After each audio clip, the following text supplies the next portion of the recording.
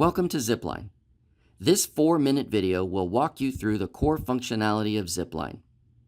The heart of Zipline is found in the section we call Today's Lesson.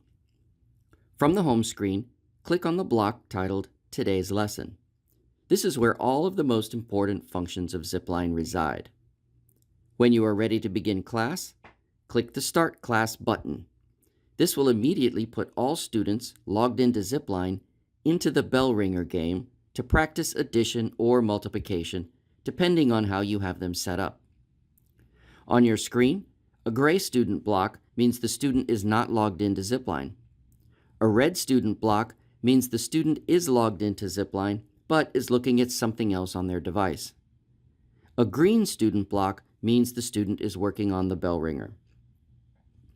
While students are practicing in bell ringer, this is your opportunity to prepare for today's class. First, set up the example problems that you will send students in order to evaluate how well they understand the concept you are teaching. For these problems, it is often best to make a handful of small assignments so that you can send the work to the students in small chunks that allow you to recapture their attention between problems so that they can ask questions. Remember that when you activate instructional mode, students will only work on problems as you send them out. They cannot go forward or back. This allows you to keep their attention while they are still learning the skill. Also, take this bell ringer time to set up any classwork or homework you will assign today. Here, it is often better to assign 1 or 2 longer assignments. Remember that Zipline will help you choose the right number of problems to assign after you decide the amount of time you want them working. Once these assignments are created and you feel the students have practiced enough in bell ringer, click the Move to Instruction button. This will cause all student screens to pause while you teach. Once you have taught the skill sufficiently and are ready to have them attempt it themselves, click the Next Live Assignment button. This will send them your practice problems. Students are not able to participate in gaming during this phase of the class. Watch the Zipline screen to see how students are doing. If all students are successful, you may want to send them to classwork and homework.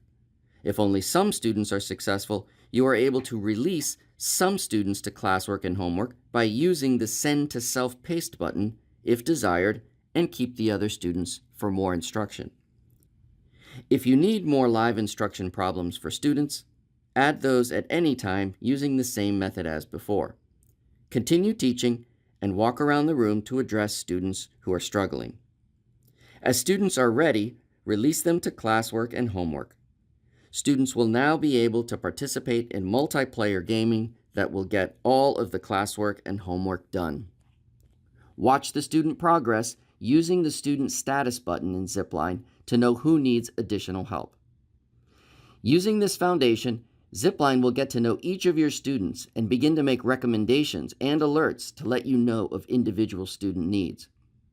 At the end of class, press the End Class button to see a list of accomplishments for today. Congratulations! You are well on your way to personalizing lessons and reacting to individual needs better than ever before.